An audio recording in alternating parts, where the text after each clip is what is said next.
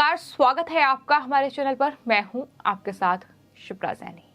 राजधानी दिल्ली से बड़ी खबर है। 2020 में राजधानी दिल्ली में हुए दंगों के मामले में अब आम आदमी पार्टी के पूर्व पार्षद ताहिर हुसैन के खिलाफ दंगा और हत्या के आरोप तय करने का आदेश कोर्ट की तरफ से दे दिया गया है और इसी के साथ साथ एडिशनल सेशन जज की ओर से ये साफ तौर पर कहा गया है कि ताहिर हुसैन के घर पर जो हथियारबंद भीड़ इकट्ठा हुई थी उसका मकसद हिंदुओं को टारगेट करना और साथ ही हिंदुओं को मारना, उनकी संपत्ति को ज्यादा से ज्यादा नुकसान पहुंचाना था। यानी किस तरह से हिंदुओं को टारगेट करने के मकसद से ही ये दंगा किया गया था, ये साफ तौर पर कोर्ट की ओर से कहा गया है।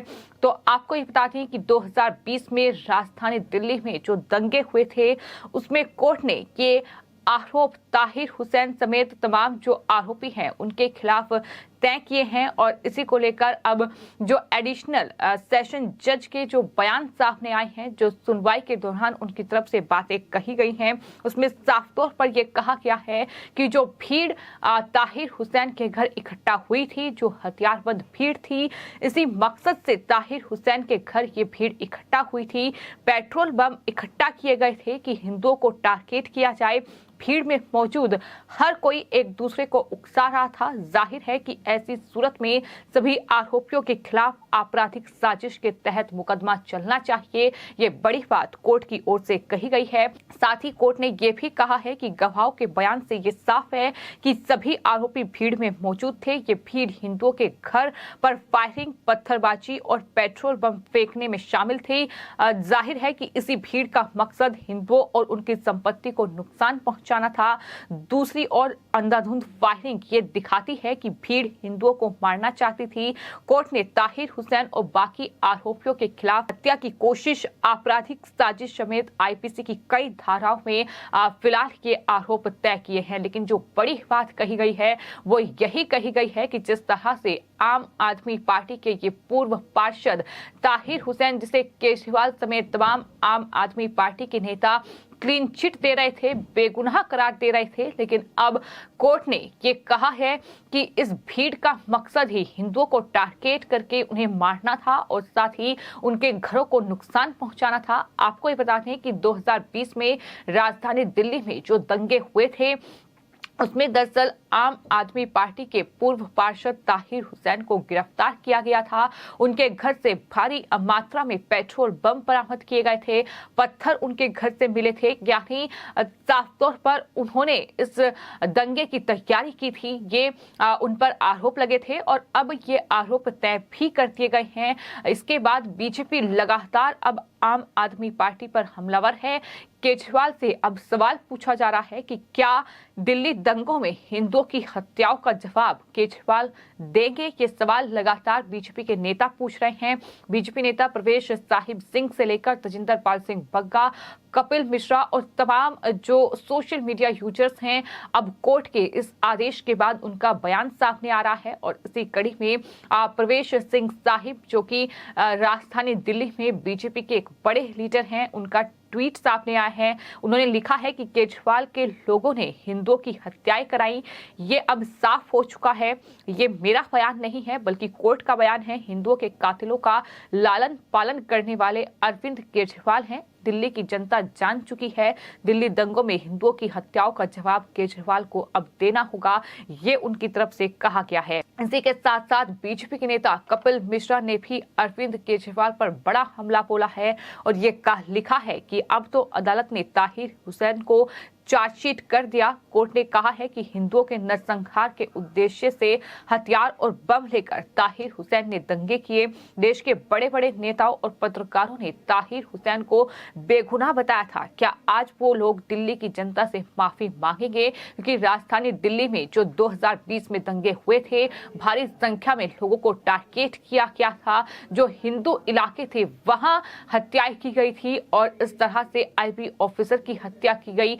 इसके अलावा एक पुलिस कांस्टेबल रतन लाल को मौत के घाट उतारा गया। ये तमाम नरसंहार हमने राजधानी दिल्ली में देखा था। और उसके बाद अब तेजिंदर पाल सिंह बग्गा जो कि बीजेपी के नेता हैं, उनकी तरफ से कई जो सवाल हैं वो केजरीवाल से पूछे गए हैं। उन्होंने पूछा है कि राम मंदिर का विरोध आखिर क्यों किया था, बाटला हाउस एनकाउंटर को फर्जी आखिर केजरीवाल ने क्यों बताया, कश्मीर पाकिस्तान को देने की मांग करने वालों से चंदा क्यों लिया, हिंदुओं के हत्यारे ताहिर हुसैन का समर्थन क्यों किया, गुजरात विरोधी मेधा पाटेकर को चुनाव क्यों लड़वाया।